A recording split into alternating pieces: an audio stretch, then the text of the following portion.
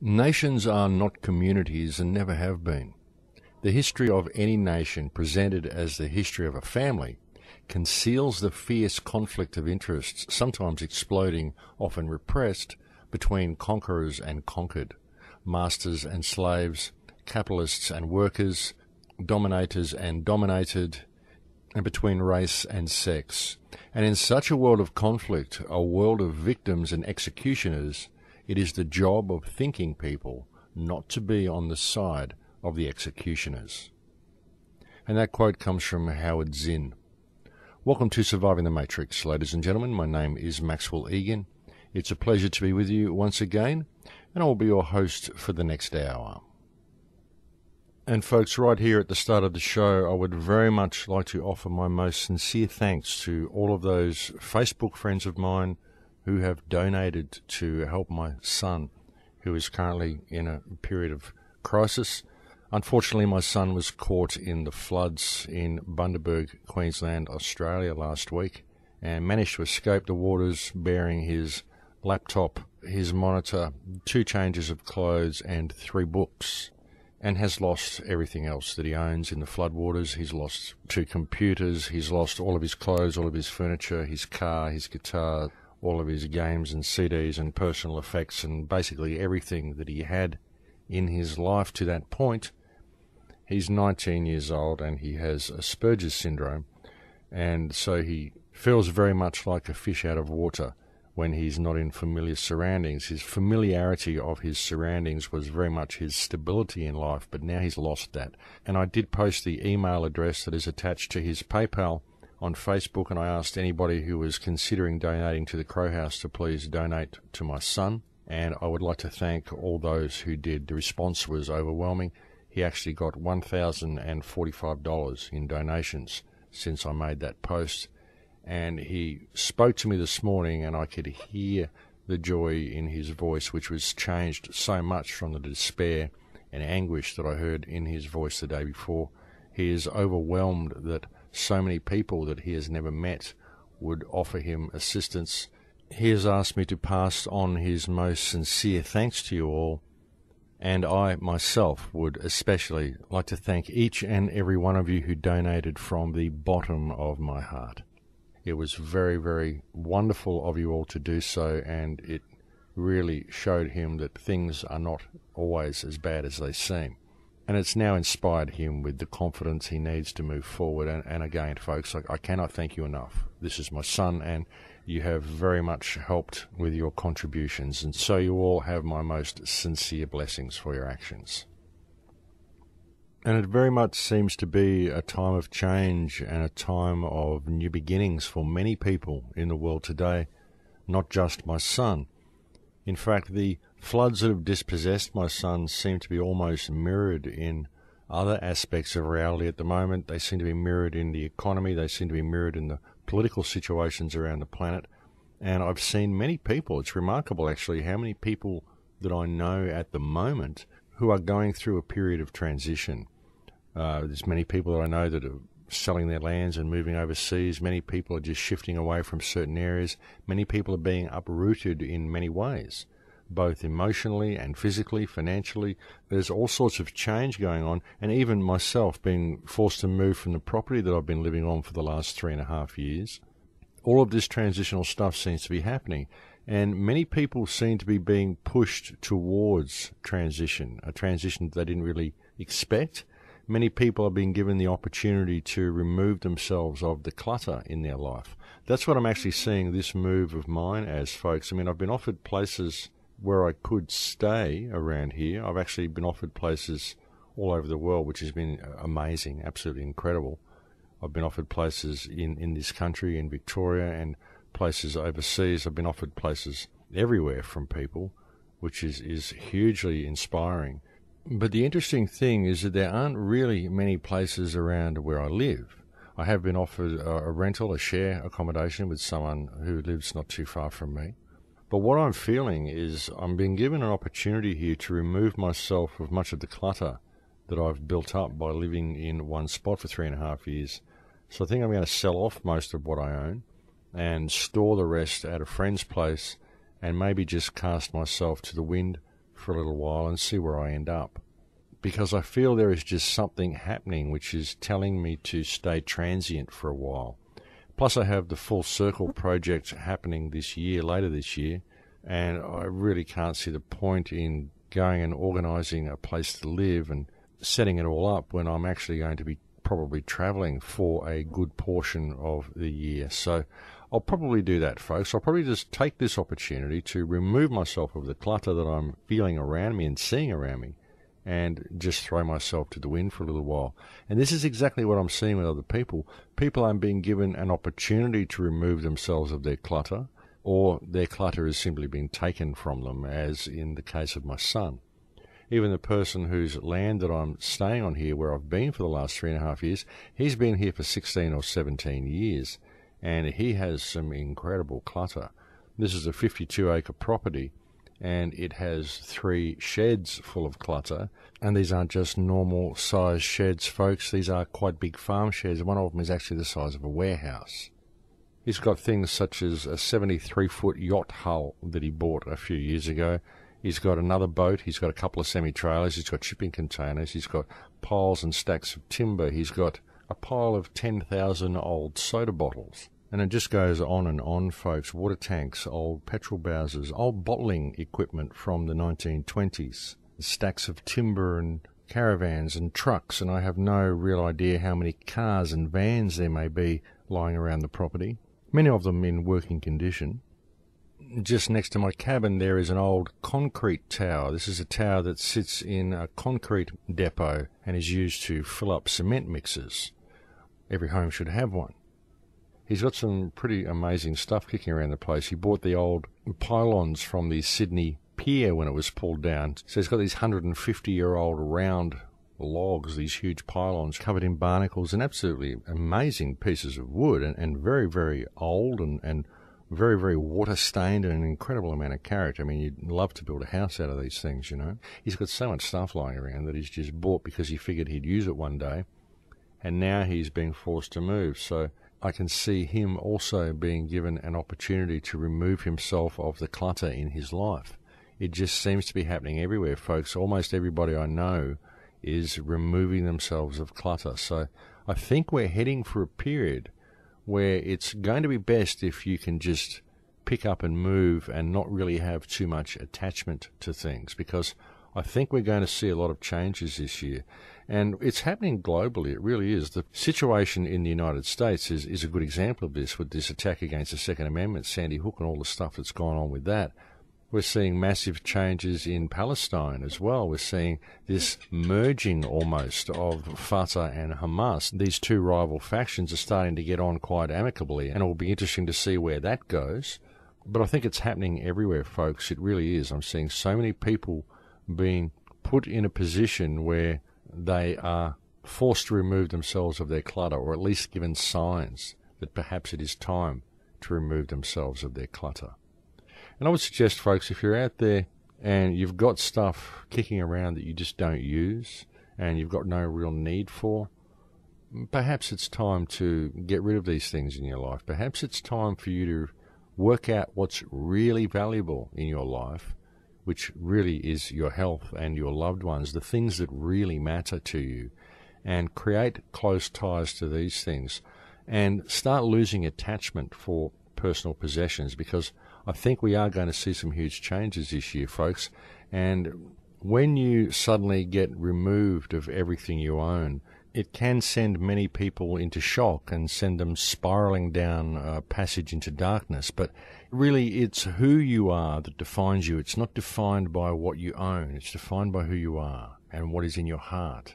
And so losing your possessions, if looked at from the right perspective, it's almost a very freeing experience. And this is what I'm hoping my son will see. I'm hoping my son will see the experience that he's just had as a good reason why is not to place too much attachment on physical possessions, because physical possessions don't really mean anything. They don't make you who you are. You are still who you are. And ultimately, all you've ever got to really fall back on is yourself. And so that's what you need. You need to know yourself. You need to respect yourself, and you need to understand what is important in life. What is important in life is yourself and what you do with the time that's given to yourself, how you interact with reality around you. That's what's important. It's also been very gratifying to see some of the very, very staunch friends my son has had in Bundaberg. All of his friends have very much rallied to his side and rallied to his support. And even though they can't get across the river from where he is still, the bridges are all out, he still can't get across to the other side of town where he lives. He's even had a friend offer to go the long way, which is a very long way, around to the other side of town to pick him up and take him back. And the trip for them to do that is around about 100 miles. So one of his friends has actually driven the 100 miles around to his house and picked him up this morning, and they're in the process now of driving the 100-mile trip back to Bundaberg so that he can go and salvage what he can from his house. He's hoping that some of the more robust objects might still be okay. Had a couple of hand-carved masks and a few things like that. But what I see in this whole situation, folks, is an opportunity at a very early age for my son to understand that it's not about physical possessions. That's not what life is about. What life is about is you and what you do with that time. But again, folks, I'm seeing this all over the place. I'm hearing from people all over the world that are going through transitionary periods and are being told by whatever force you would call it to be that it's time for them to remove the clutter from their lives.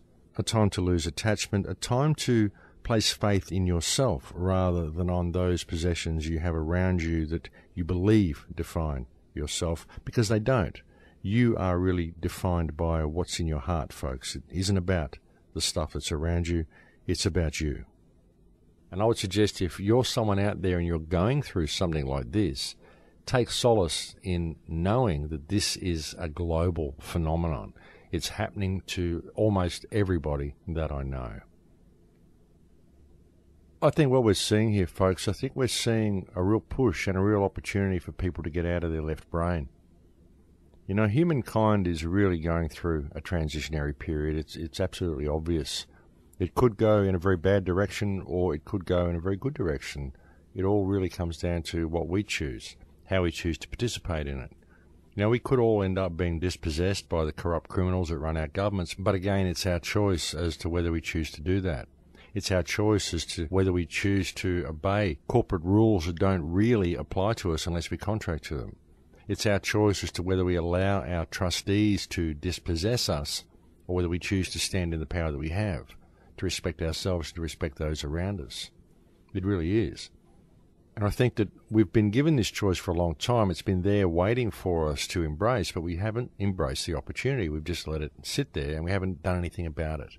And so the world has continued to degrade and continued to get worse and worse. It's got harder and harder. People have been placed in more shortage and have become more and more dispossessed. And in all of these cases, it's like reality is pushing you to wake up. It's pushing you to make the choice to stand in your power. And if you don't make that choice, if you just choose to be discarded, well, fine, you'll be discarded. That's the way it goes. But you have the choice not to be discarded. You have the choice to assume responsibility for your own life. You have the choice to assume the position that you should hold in the food chain, in the social hierarchy. And that is mankind. And everything below you is fiction. Everything we created, it's all fiction. The whole system, it's fiction. The whole political system, the whole concept of government, it's all fiction. We made it all up. We wrote it down in books and people went along with it. That's all it is. And we created this system to service our needs. But if it is no longer doing so, if it is now milking the wealth of the planet and transferring it into private hands and destroying our world while it does it, then obviously it's time for us to stand up, take responsibility, and to implement a new system. And I believe that system should be based not on the external technology that we hold so dear, but on the inner technology that we have been led away from, and that in many cases we have forgotten exists. But it does exist, folks. It's there inside you. You do have inner technology. You are capable of much, much more than you may believe possible.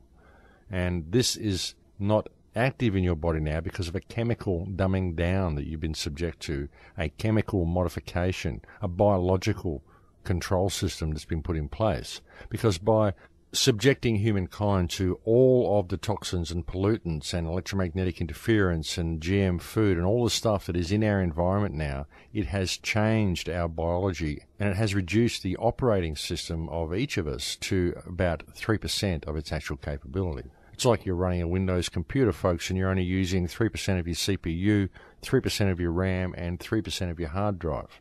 The rest of it is there, but you just don't know how to access it. That's what it's like.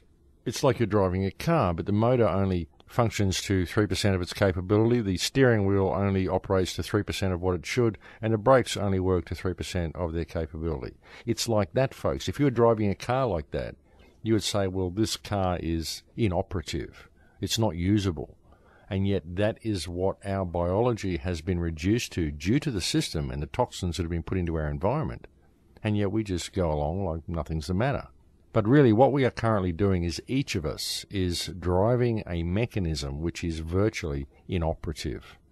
And that's what our bodies are. Because our endocrine system has been shut down, because our DNA is so locked off, because we're only using half our brain, because our pineal gland is closed, we are only operating to 3% of our capability.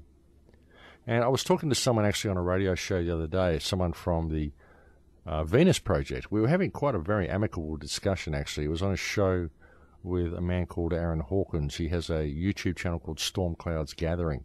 I can't actually remember the name of the show offhand, but it was really good to actually sit down and have a discussion with some people who come from such diverse backgrounds and have such diverse beliefs. And it was really good to sit down and talk with someone who is an advocate of the Venus Project. And what I attempted to explain to him was that I don't really agree with civilization at all. I don't think we need civilization. I think we do in our current form because we are only operating to 3% of our capability, and so we need a system which will look after us. We kind of need a mummy and daddy because we're not working very well at the moment.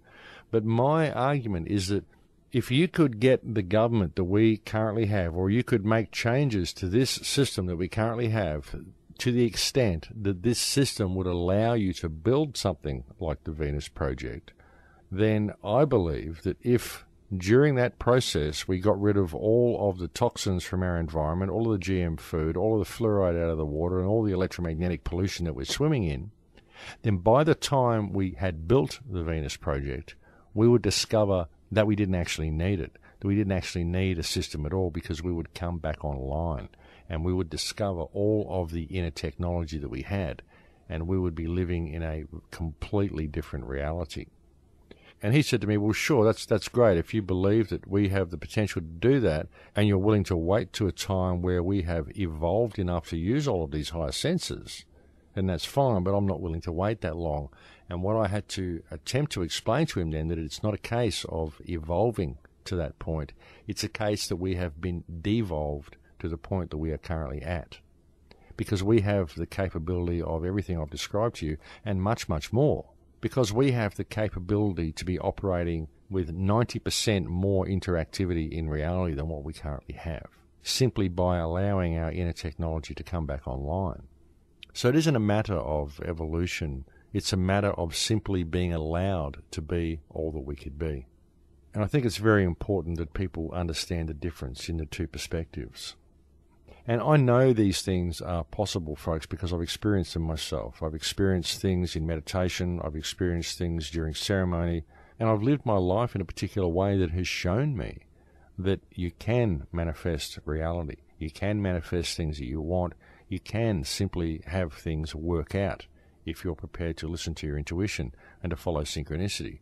I've had experience that have explained to me what higher senses are and what instincts are, and how we should all have the instincts that animals have, the instincts that native cultures have. And the only thing that stops us having these things is the westernization of our societies. The fact that we're always walking on flat floors and having square walls and smooth surfaces, and we're eating toxic food and living in toxic environments. All of the things that have been used to disconnect us from nature and disconnect us from ourselves and disconnect us from reality. Once you take all of these things out of our lives, then we will start to become active again by default. It is not a point of having to evolve to that point. I know that we are capable of these things already. And that's why I have, in the last few months, mentioned ceremony so much to you on the show, and I have often suggested that many people should go and do ceremony and perhaps experience things such as ayahuasca, which will show them these realms and open up these instincts in them and show them what they are really capable of, because we are truly capable of much, much more, my friends.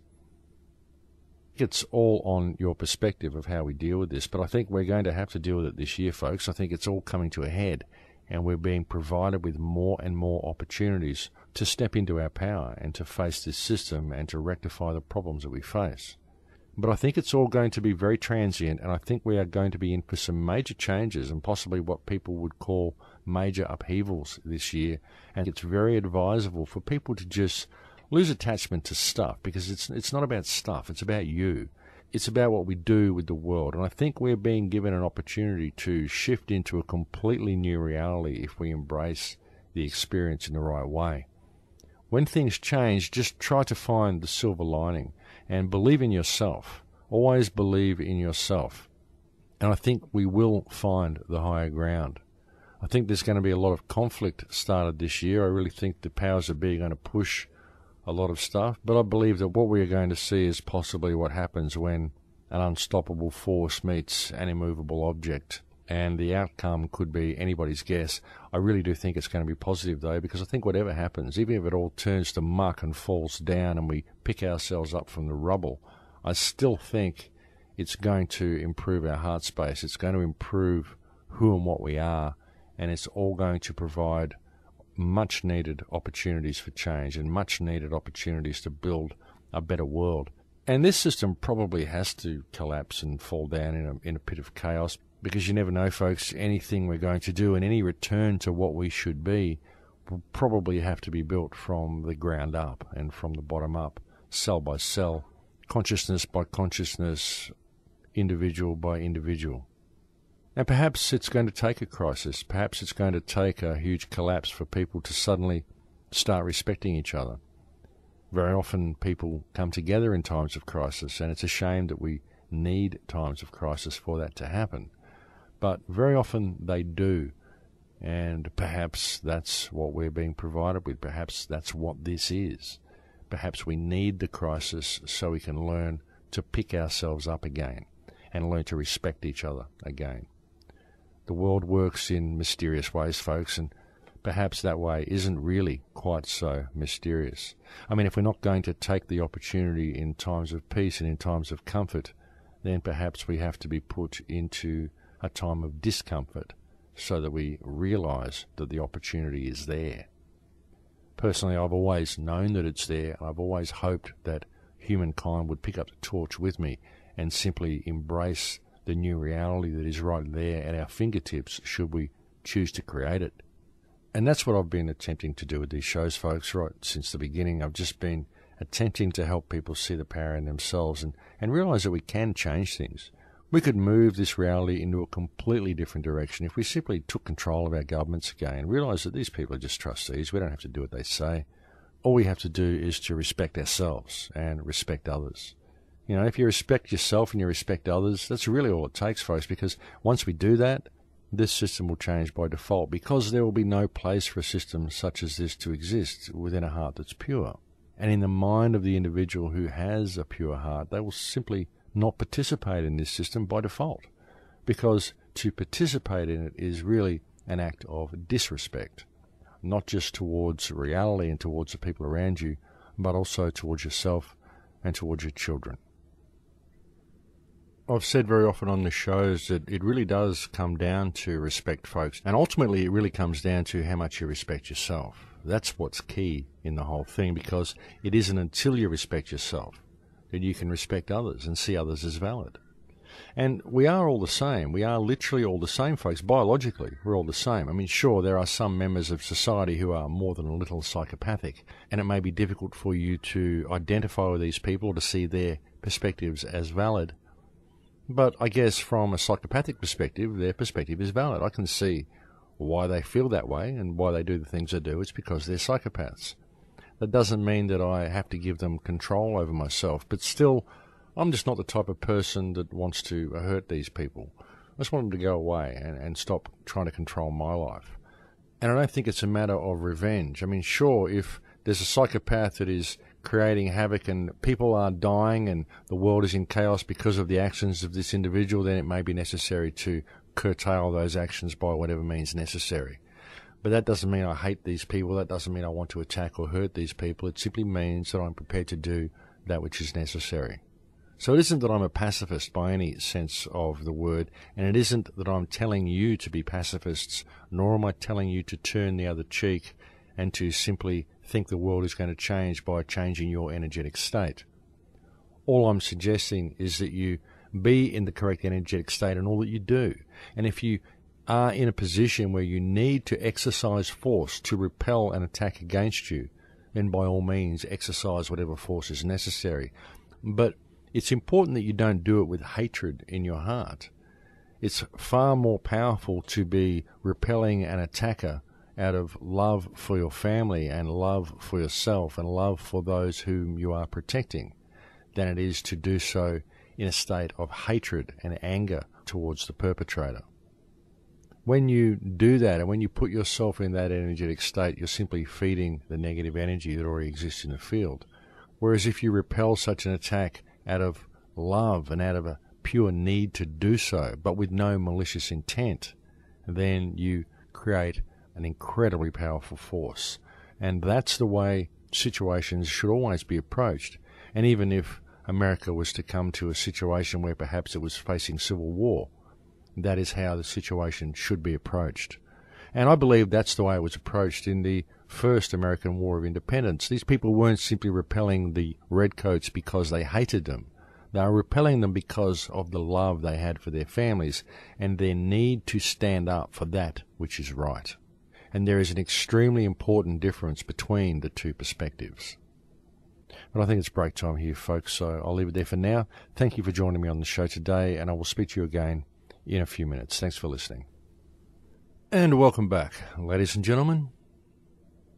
You know, when you look at the world, it really is amazing to see sometimes. I mean, it's amazing to see just how the people squabble, how the people fight, and to see how disconnected many people are from reality. You know, you sit here behind your computer and you think, yes, the world is changing and I'm seeing a positive effect. But when you actually go out and look at the world, it's very, very chaotic. But in amongst it, you still find this all-pervasive feeling that something good could happen and that change is on the horizon. What I've attempted to do is to help people realize that it is true, there is hope there and there is change on the horizon and good can happen. But it takes participation. And many people will say, well, how do I participate, Max? What is something tangible that I can do? How do I get my hands dirty? I want to go out there and I want to do something. I want to get up in the morning, leave the house and go and do something that changes the world. What do I do?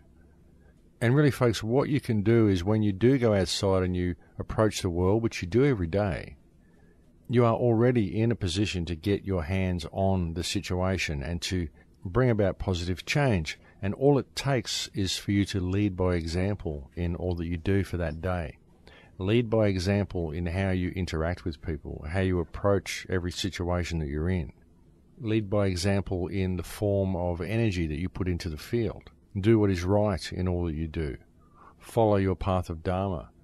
Do the right thing in the right way at the right time for the right reason. Treat people as yourself and respect yourself and respect others. You know, that simple action, if everybody did it, that would change the world by default. And often I've said this to people, you know, you should start giving more. And they say, well, I will once everybody else does. And so everybody thinks that way, and so it never gets done because no one is prepared to start. No one is prepared to really lead by example in what they do. And that's why the schism in human consciousness remains. That's why we spend our days battling not only each other but also ourselves. We've forgotten how to give.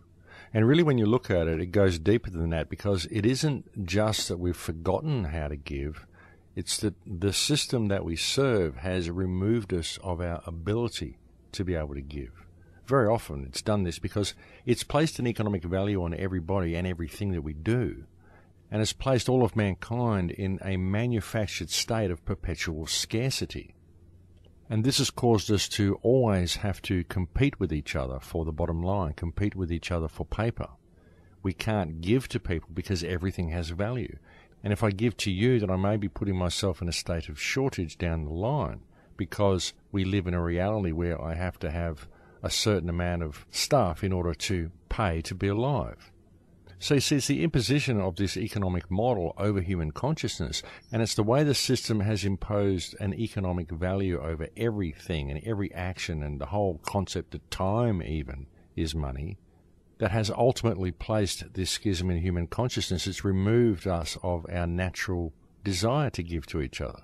Because we do. I think we're very giving creatures naturally. And you know this, folks, because when you give to someone, it feels so good. You get that feeling inside, that warm, fuzzy feeling when you've given to someone. You see the joy on their face, and you see the energy that they go into and the feeling that they get because you gave to them. And it makes you feel good. It's a massive influx of energy into your own life, simply in the act of giving to another. And we've had that taken away from us. And we've had an economic value placed over every action and everything that we do. Every object in reality, every blade of grass, every tree, everything is measured by its economic value. You can have a storm go through an area and devastate a forest, and the government will tell you it did $3 billion worth of damage. But how can you put a $3 billion value on this? It's a forest. It's only valued by its economic value, the value of the timber where it milled, the cost of the repair job to the man-made fences that we may have put in the area, and the power poles and the things that we constructed. So we put a monetary value, an economic value on everything, on all life, when really economics and money is about as far removed from life and liberty and justice and freedom and reality as you could get. It's a man-made construct designed specifically to place people into scarcity and to remove us of the ability to give to each other, which is our natural thing for us to do, and also to remove us from our natural state of abundance, which is where we would be without the imposition of a monetary system. And look, in many ways, perhaps having money isn't so bad. I mean, if we are going to live in a society and have civilization such as what we've got, or anything like what we've got, sure, I can understand that we may wish to use something to pass around to each other, to use as a medium of exchange. So it isn't that money is inherently bad in itself. It's just that the money system that we've got is based on interest-bearing debt and is designed specifically to place people in scarcity. That's the problem, folks. It's the system itself. But again, I think that once we rein this system in and we steer it back in a decent direction and get things going back on the right track so that we move back towards what we should be as humanity and what we should be as mankind, I think the need for money, the need for civilization, the need for government, I think all of these things will fade away. I really do. I think these are constructs that do not serve mankind in any way at all. In fact, I think they are specifically designed to imprison and enslave mankind in very, very methodical and very deliberate ways. You know, there really has been so much done to us, folks. There's been so much of ourselves that's been taken from us, so much knowledge about ourselves that's been taken from us, so much knowledge of history that's been taken from us. We really don't know much history at all. I mean, we know what we've got in books, but what's written in those books is simply what was written there by scholars. We don't know. We weren't there. We didn't live it. And history is always written by the winners. And then we have other scholars come along and they copy the books of other scholars and they add their interpretation to it, and you end up with all these books that give you theories on what may have happened. And really, that's ultimately all we have, folks. We have theories on what may have happened, and we have accounts that have been left behind for us on papyrus scrolls and stone tablets and certain other mediums that people have found to leave messages for us. But the printing press, I mean, this has only been around for a short while. It's not like it's something that's always existed. So the myriad of books we've got now really haven't been around for a long time.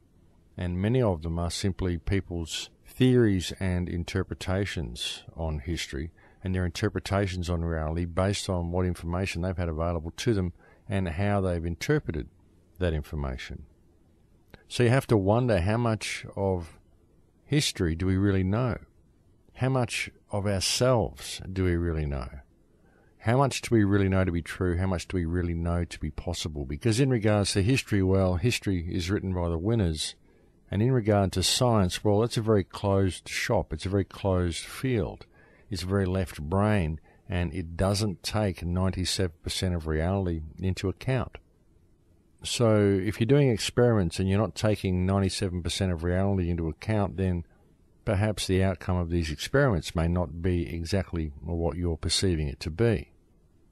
And this can be clearly seen when they decided to try to measure the mass of the universe, and they compressed it all down into a 1 centimetre squared cube, and they found out that 97% of it was missing, or 98% of the universe was missing, and so they invented dark matter to fill up the empty space. And people like Stephen Hawking, they talk about dark matter and how dark matter must be there because that's the only thing that explains the missing parts of the universe. But folks, it's not just that there's parts missing, it's that there's 98% of the universe missing. Okay, that's not a small part. You can't just sweep that under the rug. That's a lot of universe to be missing. And what I've been attempting to explain to people is that the result of this missing universe is the result of our perceptions being shut down. It's there, we just can't perceive it because we don't know how to interact with it, because 97% of our DNA is shut down. And so we're missing out on 98% of the universe. It's simply that we're unable to interact with reality on an energetic level. We're unable to interact with reality using what I term to be higher senses. You see, the information is there. It's there all around you. The interaction that you could have with the energy field around you, the interaction you could have with the earth and the plants and with nature and with everything, with all creation, it's there.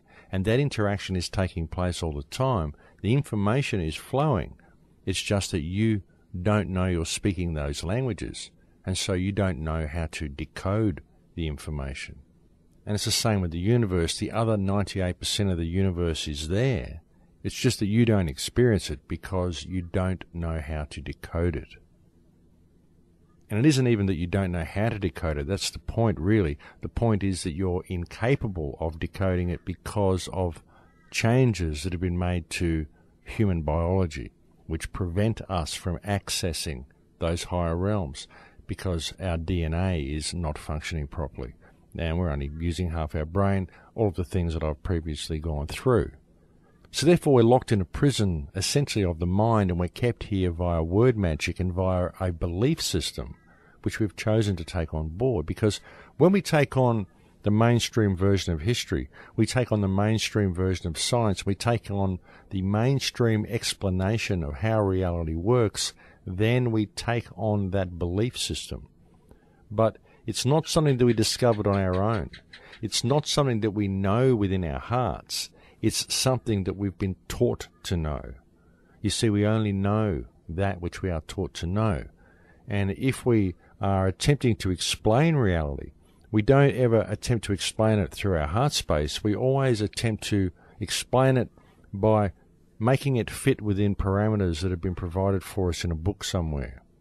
So therefore what we're doing is we're taking on someone else's belief system, and we're using that as the boundaries with which to constrain our own.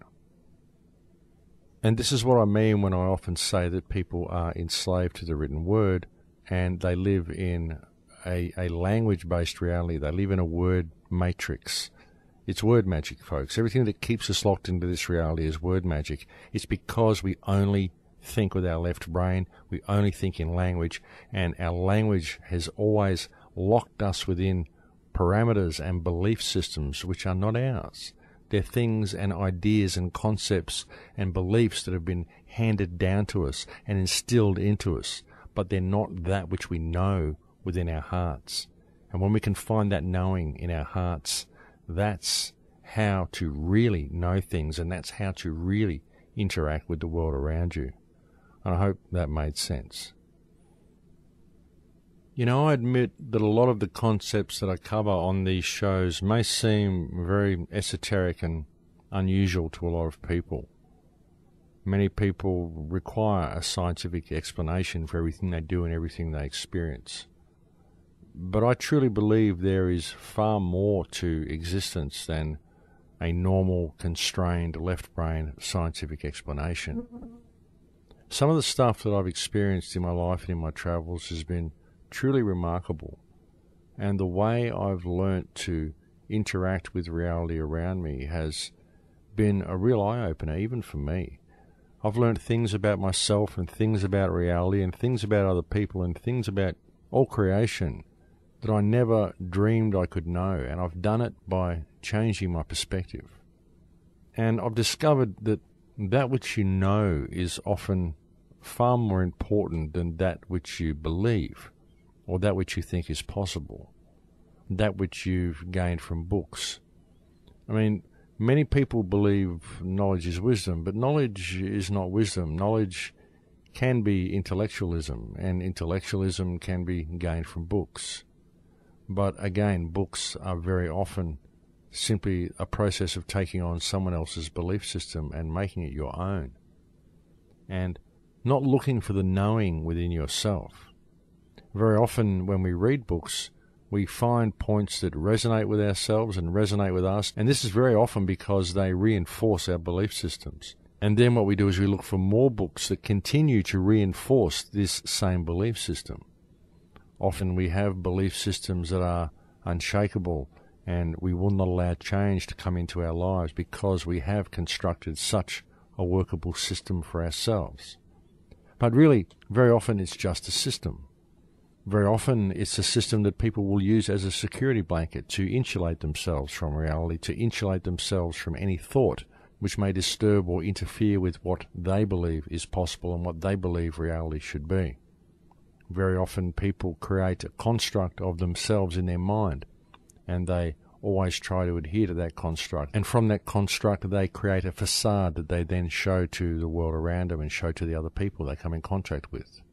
Very often they're afraid to be themselves, and they're often repulsed and disgusted and judgmental when they see someone else as they really are.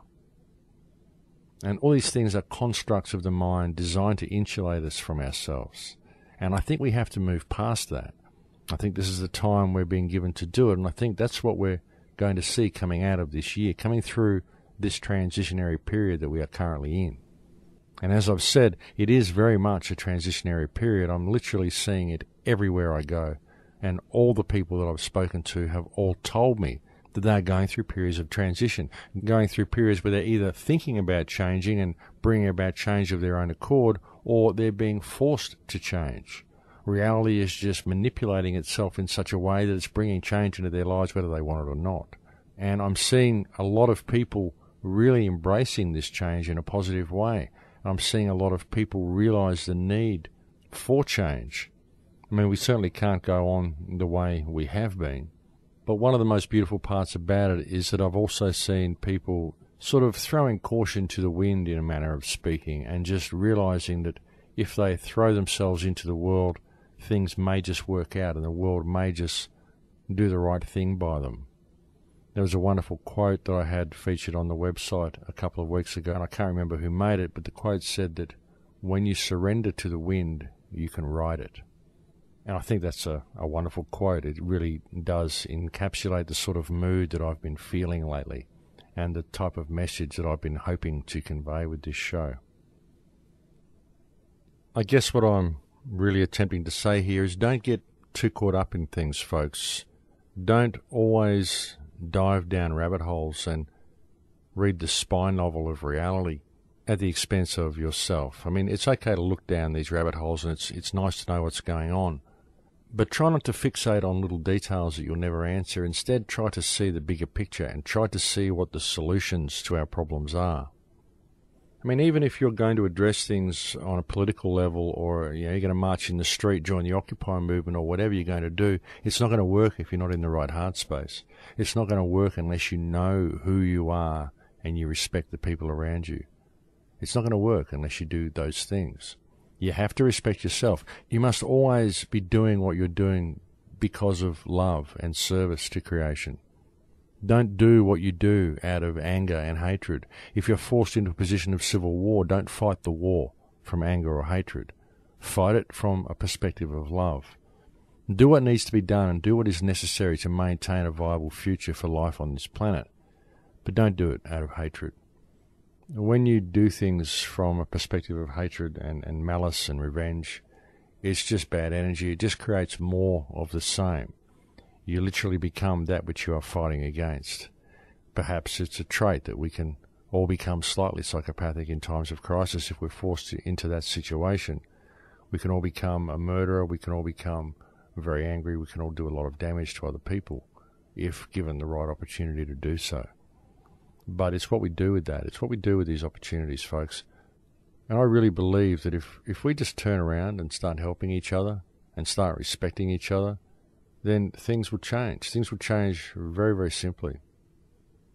I was hoping coal seam gas would bring the people together on this front, but unfortunately what I'm seeing is people are still fighting and arguing about it. They're still trying to fight the system. They're not realising that the system is fiction, that they don't have to fight the system, that they only give it power when they fight within those rules and parameters that the system provides.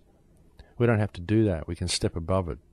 We can realise that we made the whole thing up, and that which we created cannot control us unless we allow it to control us.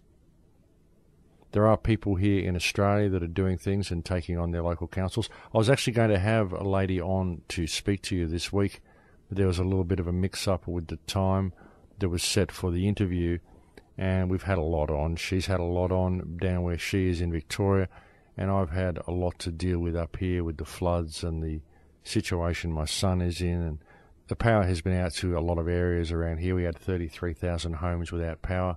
I think there are still around about 5,000 homes without power now, and the storm actually finished 2 or 3 days ago, so it's still an ongoing process in this area, so it's just been hard to put it together. But I do intend to have her on next week to talk about the ongoing action she has with a local council in Victoria, and perhaps we will be able to offer some steps that people can use to address these situations in their own area. What we're seeing here in Australia is a very dangerous situation at the moment. We're seeing a referendum being put on the table in an attempt to again give local governments constitutional recognition. This would essentially grant local councils the equalisation of powers, and this is a very, very dangerous thing to do. We've had at least 2 referendums on this issue in the past, and we voted no each time. We had one in 1977, I think we had another one in 1988, and we voted no each time, but the government just keeps pushing. They push, they don't get it through, so they put more toxins and chemicals in society and introduce more video games and more mobile phones and get people more and more distracted with rubbish television shows and lead people more away from themselves, and then they try again. And eventually they figure they'll probably get society dumbed down and disconnected from reality enough that they'll actually vote yes on any issue. So they just keep pushing these same things, folks, but they always disguise it to look like something that it isn't. What they're saying in this referendum, and I'm saying this for the benefit of any Australians who may be listening, but what they are saying in this referendum is that we need to grant constitutional recognition to local councils, and the councils are saying, yes, we really need this because this will give us access to federal funding. And that's going to be good for the area because we'll have more money that we can spend on you. That's the way they're presenting it. But really, it isn't about that at all. And if you look, you will find that local councils actually already receive federal funding. So that's a barefaced lie to begin with. And what the issue is really about and what they're really attempting to slip under the carpet with this is they want to add some legal clout to bylaws that are made by councils. Because at the moment, bylaws that are made by councils actually have no legal value. You don't actually have to go along with anything they say, no matter how much they trick you to believe that you do. But what I'm attempting to say here is that it's very, very important to realise that it is a very, very dangerous thing to do, to give constitutional recognition and the equalisation of powers to local councils, because this will effectively remove the need for lawmaking from the state governments and federal governments. It will essentially put the creation of laws in the hands of local councils. So you'll have 6 people making up bylaws in their area which will actually be seen as law. There will be no congressional oversight, no upper and lower house, no scrutiny of the law to see whether it is a viable law. It will simply be one person saying, hey, let's do this, and the other 5 people in the room voting yes because it's going to be good for them, and that's it. It's now a law. And if they get away with this, then this will give local councils the ability to milk the resources of this country district by district, suburb by suburb, and household by household. And that's the plan. Because once they do this, if they get away with it, then you can approach federal government or state government and ask them to effect change for some of the hardship that you're in, and they will simply say, well, that's a local government, that's a council issue. You need to go and approach your council. And of course, if you approach the council, they'll tell you it has to be done because of regulations and federal government and rah. They'll tie you up in red tape, and you'll never get any change. And you won't be able to get any change from local council because there will be no oversight to the laws that they're making. That's what's so dangerous about giving councils constitutional recognition and the equalisation of powers. People don't really understand what the equalisation of powers is. What it means is that it makes your local councils able to create law. And this is something that we do not want, and it could only be very, very damaging to society. And it's essentially just another step towards Agenda 21, folks. That's all it is, and that's what we are seeing. They've been pushing for it for a long time, and that's what we're seeing. And we'll see similar things happening in other countries as well. Remember, they always try these things in one particular country, and then they extrapolate it out around the rest of the world. That's the way they do it. It's all one big testing ground, folks, and it's all about consolidation of the corporate system that currently enslaves mankind. And we're seeing it really going ahead in leaps and bounds in the last 12 months, and it's happening in virtually every country across the planet. And just the political backflips we're seeing all around the place as well, the way we are seeing terrorist organisations suddenly being reclassified as non-terrorists, and what we've seen in Syria, we've seen this terrorist group with the links to Al-Qaeda apparently is now being supported by the US government so that then they can manoeuvre this group into power, and there they go, they've set up an Al-Qaeda-based enemy for the future when they wish to invade Syria. So you can see, folks, it's all theatre. And of course, there are all eyes on America at the moment with this attack against the Second Amendment that we're seeing. Everybody is waiting to see what the outcome of this will be. Everyone's waiting to see if the American people are going to step up to the plate and whether articles of impeachment will be delivered. It really is a very, very crucial time in the world at the moment, folks. And actually, it's a very exciting time. It's very exciting and very interesting to see these types of things coming to a head and to see the changes that are happening and the potential that we have to actually take this species in the right direction, the potential we have for human empowerment because the workings of this system are being laid so bare for all to see. It really is a pivotal time in history, folks, and I don't know about you, but I'm certainly enjoying the ride, and I think it's fascinating to see, and I think it's very empowering to be part of this whole shift and this whole transition that is currently happening. Well, folks, we're just about at the end of this show here now. Again, thank you to all of those who supported my son in his time of crisis.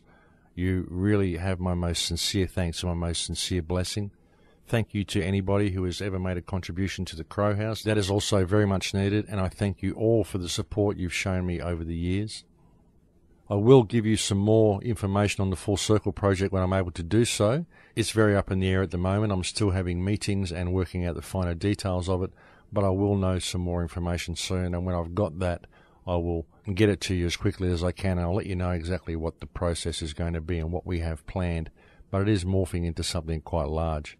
But look, I'm completely out of time now, folks, so I'm going to have to leave it there. Thank you very much for joining me on the show today. It's always a pleasure to talk to you, and I will look forward to speaking to you again next week. Please take care until then. In Lakesh.